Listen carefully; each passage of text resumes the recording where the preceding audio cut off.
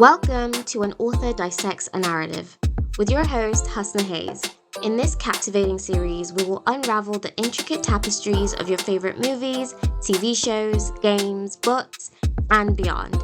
Prepare to embark on a journey of analysis and exploration as we uncover the hidden gems and profound themes within these beloved narratives.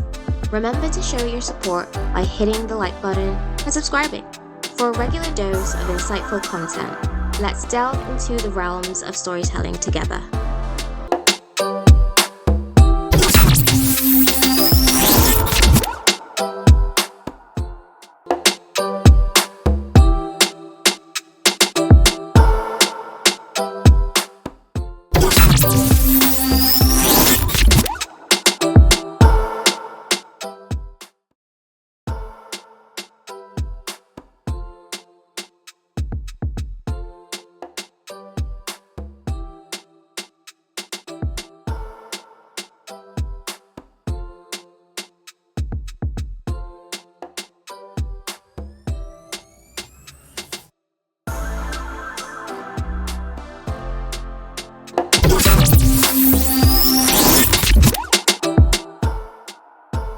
Welcome back to the Deconstructed Universe. That's right, we're back with episode 3 of Dune Prophecy. Now, this episode was more of a foundational episode where we took a look back at the characters of Tula and Valia Harkonnen and exactly what their past was and what drove them to this point where we find them in the story, episode 1 and 2. And exactly their relationship, their family, and the things that they went through in their character arcs in order to get to this point to be the people that we see them on screen. Now, first of all, right out the park, I have to say that this episode was very, very interesting. I enjoyed it. I wasn't bored, but I was not disappointed either. Like, it was a very slow-paced episode, but we did have a few flashbacks here and there. I think it was like majority flashbacks, but the way that they did it is that we opened up, first of all, with the aftermath of, Valia's meeting with Desmond Hart.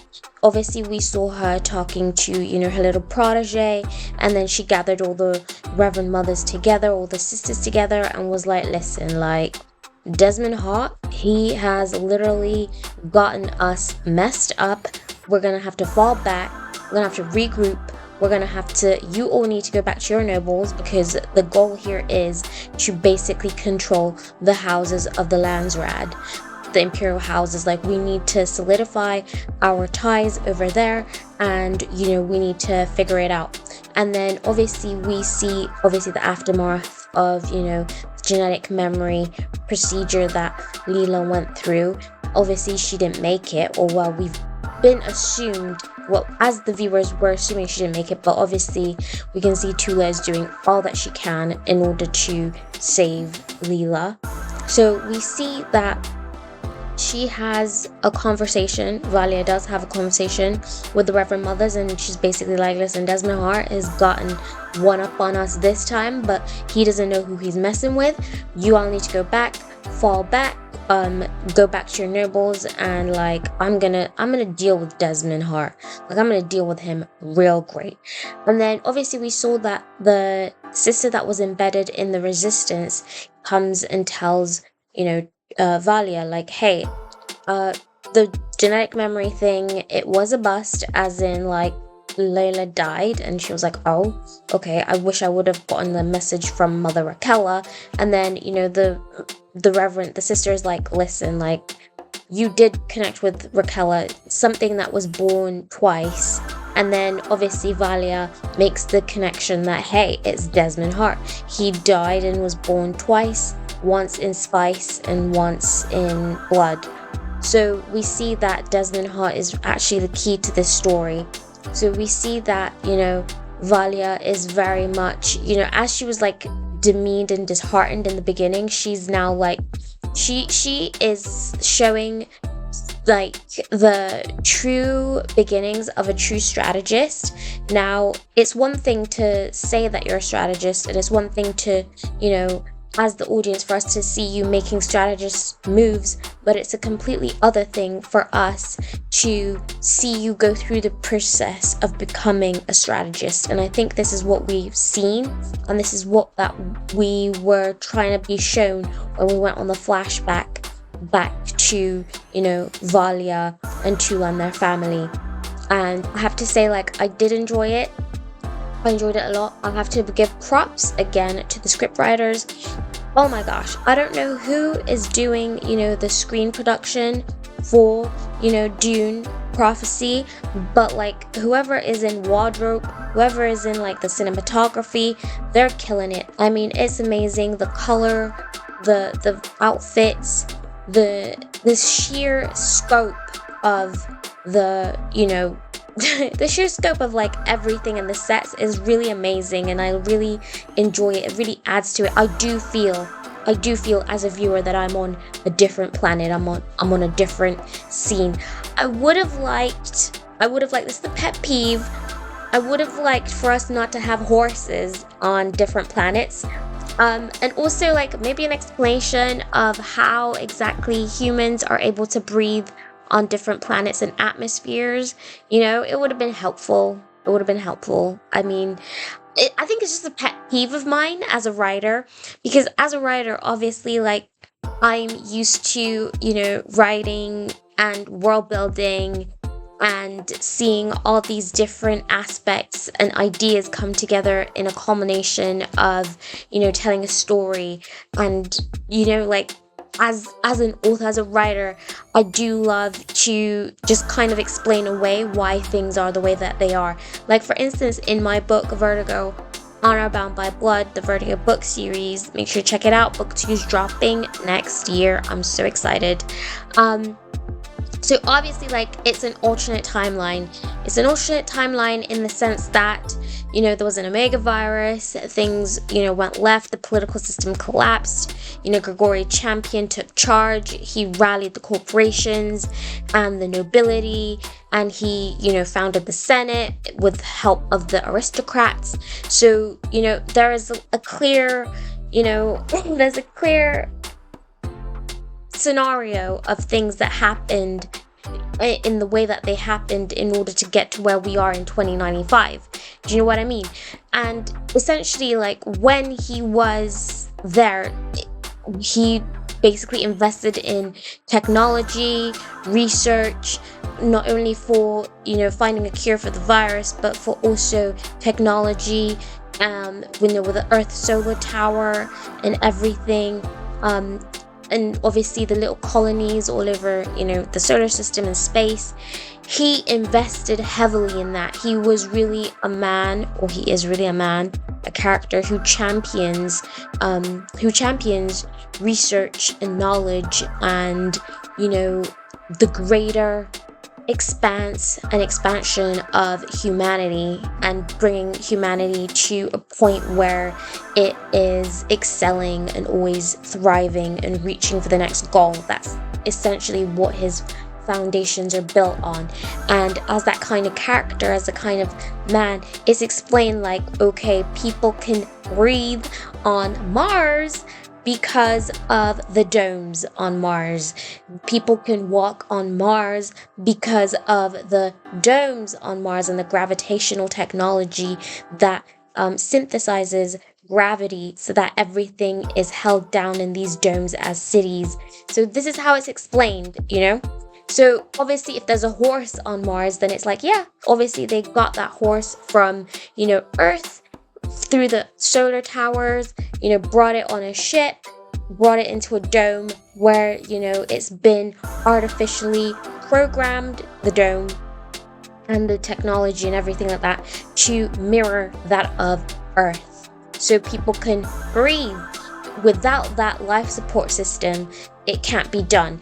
So I say all of that to say that when I see a horse on like a planet that is, somewhere like millennia into the future, with the sisterhood and after the, the war with the thinking machines, and I'm like, how are you guys able to breathe on this planet? How are the animals aka a horse, able to breathe on this planet. I just would have thought that they could have gone a bit better. They could have gone a bit better about doing that. Then again, I could say that it's spice. Obviously, with the humans, maybe like the spice helps them breathe in different atmospheres, really, you know. But with the horse, I'm just saying, like, come on. Like, couldn't we have like a different animal, different species? I don't know. I just would have thought, and I would have liked a lot more creativity when it came to that.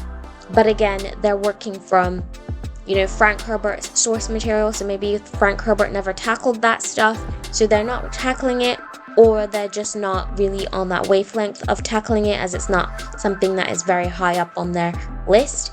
Bottom line is, we opened up with, you know, how things were left off, and Valia is very much like, she also seems a bit defeated and confused of how to move forward, but at the same time you can see that, you know, she is really confident in the sisterhood, and even though she's a bit shaken, she's confident in finding a way forward with the sisterhood. Now we go to the flashback and we see that they had a brother. Valia and Tula had an older brother, and basically Valia was supposed to go off to the sisterhood and become his truthsayer, but obviously none of that happened because he was killed by an Atreides. So we can see that this feud between the Atreides and the Harkonnens started off on a lie, apparently. I don't know. They're saying it started off on a lie, but we would need like proof to see that it started off on a lie. And we're seeing like all of that and how that came to be, and we're seeing that this feud that started off on a lie, you know, Tula's like Tula's very much, she's just very much innocent. She just is very much like, you know, I feel like she's not on the same wavelength as her brother and her sister. We also saw that she had a little bit of, you know, resentment towards her brother and her sister. Well, not her brother, but her sister and her family, because she felt very unseen. She felt like, you know, Valia was very much invested in their older brother. Their older brother was very much the, you know, gem, the diamond of the family. And, you know, she was just kind of forgotten. Tula was just kind of forgotten. And when, you know, he died, every blame fell upon Valia. We can see that Valia is very much the black sheep of the family. She wants House Harkonnen to be returned to its old glory, and we can see that, you know, she tells her brother, like, listen, like, go find the Atreides, tell him, you know, like, listen, like, this lie has gone on for long enough, we need to switch things up. Do you know what I mean? Obviously he goes and finds Atreides, ends up dead. It rocks the family. We can see at this point in time the Atreides are very much demoted in the sense of the great houses of the, you know, Imperium. They're not the highest they can be. They've kind of been stripped of their legacy, their, you know, prestige. And, you know, I feel like this is a great place to start, because when we saw them in the Dune movies, or like in whatever Dune adaptation that there have been, the Atreides have always been like the Starks of the Imperium, like to say. They've always been like noble, they've always been like noble and everything like that, whereas the Harkonnens have very much been the, I can only put it like the phrase of the Imperium. You know, they've been like kind of like the lepers of the Imperium. And also like the way that they're just portrayed, like, you know, with the floating and the bald, and how their planet is very much like an industrious planet, and how they're very much a brutal family, who just basically just rampant with like fratricide and like infanticide, like everything inside. Like they're like they're like a very much brutal family, and it's really cool to see like the beginnings of that. I really do feel like Valia and Tula's brother could have been like the shining light of the Harkonnen and really stretched and, changed the way the Harkonnens were seen in the way that they're portrayed. But, his life was cut short. And we see that, like, Valia and Tula's family, their uncle, their father, their mother, is just like upset. Like, he is gone. He was their last hope. And we see that they're very much all right with the way that they are. They don't want to strive for anything better. They don't want to fight for anything better. And they're just basically relegated to, as Valia put it, being, the overseer of peasants or something like that? Whatever she said.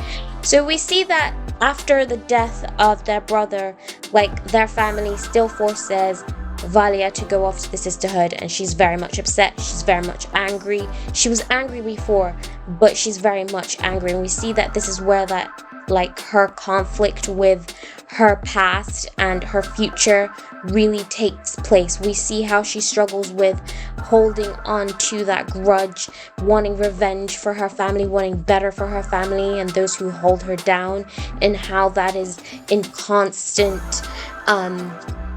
friction with the Bene Gesserit, and how she can't really say and give herself over to the sisterhood because she has unfinished business, which is regarding her family name. And we see how all of that culminated with Mother Raquella finding her. How Mother Raquella really saw, like, the split in the sisterhood and was like, you know what, my niece is really about to tear the sisterhood apart, and I can see that Valia is also collecting her own supporters. And, Mother Raquella basically holds a meeting where she's like, listen, the sisterhood above all, I can see you two, like, rallying your supporters, split in dimension and sisterhood. So sisterhood above all, and she's like, listen, y'all two can rule together.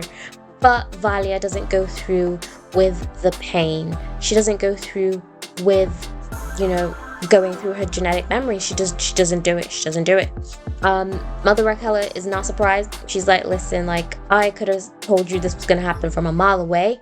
You need to return back to your family, and you need to figure it out. You either return a mother, you either return a Reverend Mother, or you don't return at all. Like, I don't have time. I don't have the luxury of time to wait for you to see who's the best, because I'm on my last legs. I'm not going to be here forever, and I need to ensure that the sisterhood survives past me. Now, this is where I have an issue with the marketing, or like the past, the way that they've framed things in the series. They've framed things as if Valia and Tula founded the sisterhood. Like, they didn't found it. Mother Raquella founded it. Mother Raquella founded the sisterhood, and Valia and Tula Harkonnen added and built on that foundation. Basically, one person was the foundation of everything, and Tula and Valia were the people that basically carried on and expanded on that and really laid the second foundation in order to, catapult the sisterhood into what it is when we find it. Anyway, so we see that while, Valia's been away, Tula has been looking and searching for revenge. She falls in love. Now, this is where I got a little bit confused, and I will check on it later. I got confused if the person Tula was with was, if it was an Atreides, or if she killed the Atreides, or if it was a branch of the Atreides, or if it was, like, allies of the Atreides, or, like, I don't know. I didn't quite get that, but I know for certain that people that killed their brother are dead. So, we see that Tula was basically in love with this guy. She met his family. She basically sacrificed happiness and the potential of being happy with him, because he didn't care that she was a Harkonnen. Sacrifice all of that because of the pain and the hurt that she felt, the isolation that she felt, and that she's been hanging on to this one thing for so long that now it's finally in front of her. She didn't give up on it. She she took that chance and made that choice and was ruthless. And you know, when Tula comes back, when I'm getting confused between the two of them. When Valia comes back, she's like, Tula, I didn't expect you to actually go through with it. And Tula's like, I didn't expect to go through with it either. We see that the voice really originated from Valia. We see that there's a confrontation with the family members, and then, you know, Valia basically goes through the pain, she goes through the genetic memories, and she basically goes back to the sisterhood with Tula as a Reverend Mother, and she's like, you know what, like, I'm done with House Harkonnen, I'm a sister. She puts the sisterhood first. And yeah, at the end of that, we get a flash forward to where we left Valia off and Tula, and we see that Tula is making a decision to go with her heart. She's chosen to save Leela. I don't know how that's going to work out in the end. And then we saw that Valia went to her uncle and her nephew, the Harkonnens, who've been asking for a truth sayer for ages. And yeah, that's where we left it off. So I give this episode a solid B. Make sure you like, subscribe. I'll catch you in the next one, and make sure you put your comments in the comment section below. My standout moment was what was my stand-up moment? My standout moment was Valia going back to House Harkonnen. Welcome to the end of the video, and thank you very much for making it to the end. Make sure you check out Vertigo Honor Bound by Blood, the first installment in the Vertigo book series. It is set in 2095 at the heart of the Imperial Champion regime, where Emperor Gregory Champion rules over Earth and the colonies stretching out across the solar system, where there is a virus called the Omega virus that has mutated and changed the political landscape of Earth. This is a story about factions, about coming of age, about the importance of being firm in what you believe in a world where bloodlines matter. What faction are you?